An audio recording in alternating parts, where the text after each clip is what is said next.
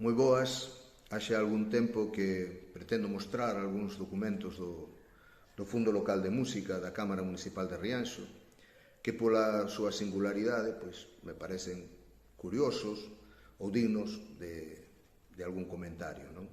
O primeiro que quero mostrar é un postal con a imaxe do Porto Pesqueiro da Coruña. Non está circulado e, en esencia, é un cartón como cualquier outro. A súa singularidade reside en ser un cartón postal sonoro. Segundo a Biblioteca Nacional, a invención deste sistema de grabazón surdiu xa en 1903, por tanto, é un sistema con unha grande tradición. Basicamente, este tipo de postais están formados por un cartón sobre o que levan impreso sobre a imaxe unha camada de plástico sobre os que se gravan os microsurcos, de plástico ou de cualquier outro material dos utilizados. E o máis sorprendente de todo, para min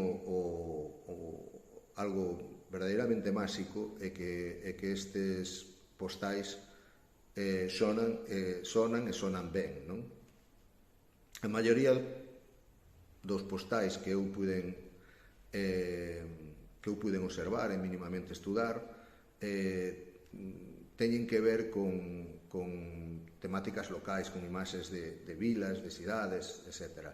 Mas tamén hai moitos postais natalicios, por exemplo, hai moitos postais que falan de películas ou que teñen a ver con filmes, ou, por exemplo, toda a saga de Walt Disney,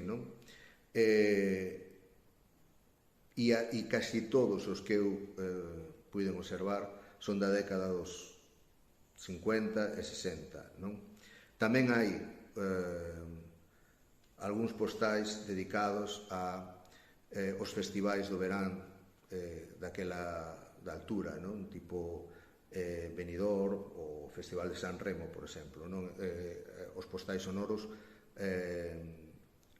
foron fabricados en toda Europa e en todo o mundo. Concretamente, o que nós temos foi fabricado en 1959 e o sistema, digamos, ou a empresa que fixo esta grabazón foi Fonoscope, que son a maioría dos que circularon entre nós.